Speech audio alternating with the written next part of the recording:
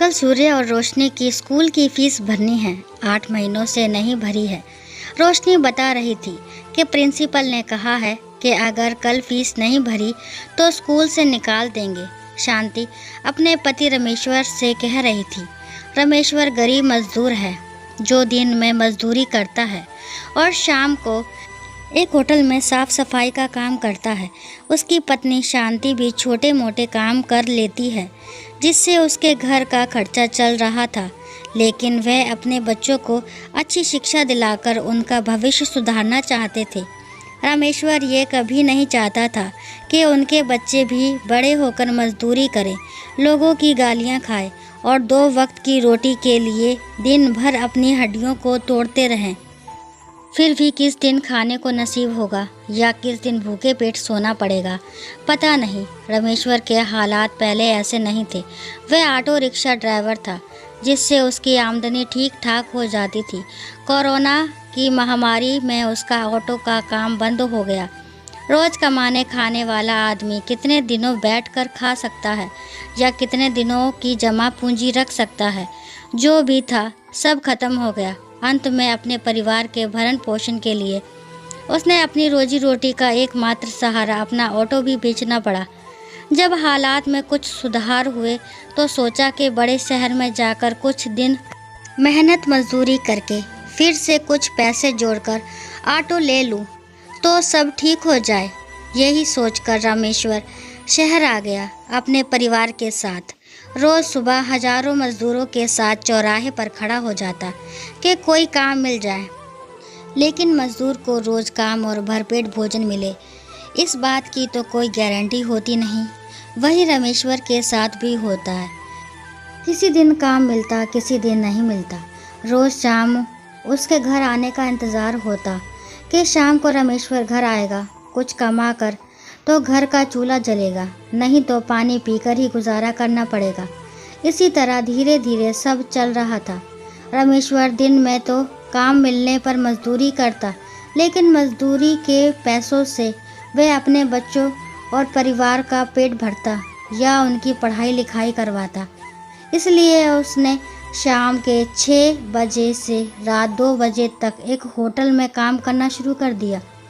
बच्चे भी पास के सरकारी स्कूल में पढ़ने जाने लगे। समय कट रहा था कि ठंडी की एक ठिठुरती रात थी।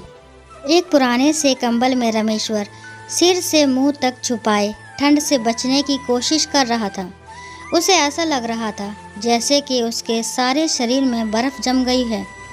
इतनी ठंडी तो उसे कभी नहीं लगी, फिर आज क्यों? उसने शांति से कहा, आज ठंड कुछ ज़्यादा ही है क्या? जी ठंड तो है ही, लेकिन कल भी तो ऐसी ही ठंड थी। छोटी सी जगह में आग भी तो जलाने में डर लगता है, नहीं तो थोड़ी गर्माहट तो मिलती। देखती हूँ कुछ और है क्या ओढ़ने के लिए। शांति ने एक पुरानी सी चादर लाकर रमेश्वर के ऊपर डाल दी। लो, ये एक चादर रखी थी, ओढ़ लो, ठंड कुछ कम हो जाएगी। शांति जब रमेश्वर को चादर ओढ़ाने लगी तो उसे लगा कि रमेश्वर काँप रहा है। उसने रमेश्वर को छू कर देखा तो उसका बदन तेज बुखार से तप रहा था। तुम्हें तो तेज बुखार है, शरीर तो बुखार से एकदम भट्टी की तरह तप रहा है, इसलिए इतनी ठंड लग रही है। रात के 2 बज रहे हैं, इस समय कहाँ दवा मिलेगी? क्या करूँ? देखती हूँ। थोड़ी दूर पर जो एक बड़ी बिल्डिंग है वहाँ पर गेट के बाहर गार्ड साहब बैठते हैं। सुना है वे बहुत अच्छे हैं और लोगों की मदद भी करते हैं। हो सकता है कुछ मदद मिल जाए। शांति भागती हुई उस बिल्डिंग के पास गई जहाँ गार्ड हाउस था, लेकिन वहाँ गार्ड साहब नहीं थे। उसने कई बार आवाज़ लगाई लेकिन कुछ जवाब नहीं मिला। उसने देखा गार्ड ने आग जला रखी थी। उसे लगा थोड़ी सी आग यहाँ से ले चलूँ तो शायद कुछ गर्माहट मिले। उसने वहाँ से एक पुरानी टीन के डब्बे के सहारे थोड़ी सी आग ले ली और अपने झुग्गी में आकर रामेश्वर के पास रख दी। बुखार इतना तेज था कि रामेश्वर जैसे अचेत सा पड़ा था। शांति ने आसपास की झुग्गी में रहने वालों से मदद मांगी, लेकिन सब यही कहते, इस समय कुछ नहीं हो सकता, सुबह होने दो, तभी कोई दवा खाना खुलने पर कुछ हो सकता है। बड़े अस्पतालों में तो हमें दरवाजे से ही भगा देंगे। किसी तरह बड़ी मुश्किल से रात बीती। पड़ोसियों की मदद से रामेश्वर को दवा खाने ले गए और दवा मिली। दवा से बुखार कम हो गया, लेकिन रामेश्वर काम पर जाने की हालत में नहीं था। 5 दिन हो गए थे। इसी तरह बुखार चढ़ता उतरता रहा। खाली पेट दवा भी क्या असर करती। रामेश्वर के काम पर ना जाने से खाने पीने की भी दिक्कत बढ़ गई। किसी तरह तो 2-3 दिन बीत गए। अब घर में खाने के लिए भी कुछ नहीं बचा।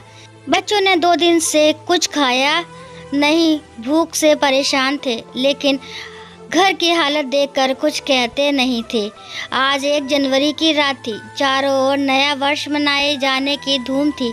इतनी ठंड होने के बाद भी बाजार में काफ़ी भीड़ भाड़ और हलचल थी। रामेश्वर ने अपने बच्चों की हालत देखी नहीं गई। उसने शांति से कहा, शांति, 2 दिन से बच्चों ने कुछ नहीं खाया। हमारी बात और है, हम सहन कर सकते हैं, लेकिन बच्चों की हालत देखी नहीं जाती। मैं होटल जा रहा हूँ। आज वहाँ भीड़ भाड़ भी ज़्यादा होगी, तो कुछ ज़्यादा पैसे भी मिल जाएंगे और खाने को भी कुछ मिल जाएगा। लेकिन तुम्हारी तबीयत अभी ठीक नहीं हुई है। ऐसी हालत में ठंड में कहाँ काम पर जाने की बात कर रहे हो? बुखार अभी भी है। मत जाओ बाहर इतनी ठंड में।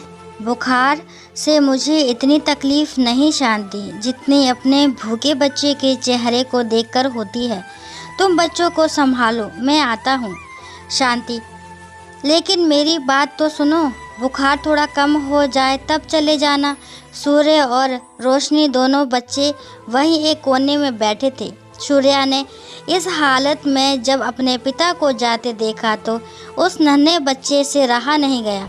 वह दौड़कर रामेश्वर से लिपट गया और बोला, पापा, बुखार में बाहर मत जाओ। जब हमारे पास पैसे होंगे तब हम खाना खा लेंगे। मुझे अभी भूख नहीं है पापा, तुम बस बाहर मत जाओ। बच्चे की बात सुनकर रामेश्वर अपने आंसू नहीं रोक पाया और बोला, बेटा, मैं बिल्कुल ठीक हूँ, तुम चिंता मत करो। तुम माँ और रोशनी दीदी के साथ घर पर रहो। बाहर बहुत ठंड है, मैं अभी थोड़ी देर में आता हूँ। ठीक है, रामेश्वर ने बच्चे को समझाया और होटल के लिए निकल गया। उसे होटल का रास्ता जैसे मीलों लग रहा था। बुखार और कमजोरी की वजह से उसे चला भी नहीं जा रहा था।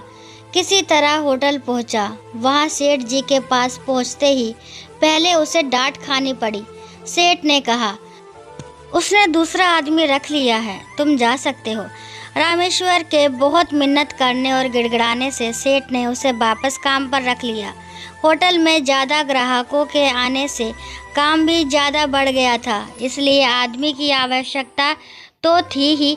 सेठ ने उसे काम पर रख लिया। सेठ ने कहा, ठीक है, मैं तुम्हें काम पर वापस रख लेता हूँ। आज साफ सफाई का काम बाद में होगा, भीड़ ज़्यादा है तो जाकर रसोई में तंदूर वाले की मदद करो। वह अकेला है और संभाल नहीं पा रहा है। रामेश्वर ने सेठ जी का धन्यवाद किया और जल्दी से रसोई में पहुंच गया। तंदूर के पास एक आदमी जल्दी हाथ चला रहा था, क्योंकि ऑर्डर ज़्यादा थे और वह अकेला परेशान हो गया था। तभी रामेश्वर उसके पास पहुंचा और बोला, भैया, सेठ जी ने आपकी मदद करने के लिए कहा है। तंदूर पर काम करते उस आदमी ने सिर उठाकर उसकी तरफ देखा और मुस्कुराकर बोला, अरे रामेश्वर, तुम? बड़ा अच्छा हुआ आ गए, बहुत मदद मिल जाएगी। आज फिर भीड़ भी ज़्यादा है और ज़्यादा ग्राहक होने से कमाई भी अच्छी हो जाती है। चलो अब मेरी मदद में लग जाओ। रामेश्वर ने तुरंत अपनी सदरी एक तरफ रखी और काम में लग गया। थोड़ी देर बाद तंदूर पर पहले से काम कर रहे उस आदमी ने कहा, रामेश्वर भाई, तुम फटाफट रोटियां तंदूर में लगा दो, मैं जाकर बाथरूम से अभी आता हूँ। रामेश्वर भी तेजी हाथ चलाने लगा, क्योंकि ऑर्डर की लाइन लगी थी। एक तो तेज बुखार और 2 दिन से कुछ न खाने की वजह से उसे अचानक से सिर में जोर से चक्कर आ गया और वह तंदूर पर रोटियां लगाते लगाते गिर पड़ा।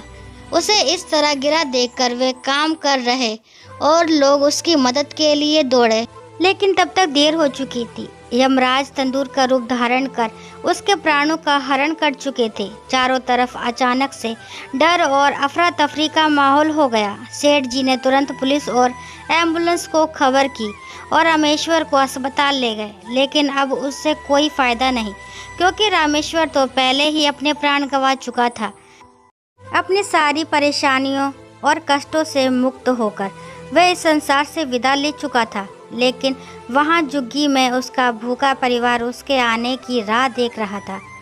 दोस्तों, आशा करती हूँ ये कहानी आपको ज़रूर पसंद आई होगी। कहानी पसंद आती है तो प्लीज़ मेरे चैनल को लाइक, शेयर और सब्सक्राइब करना ना भूलें, और कहानी को लास्ट तक सुनने के लिए थैंक यू।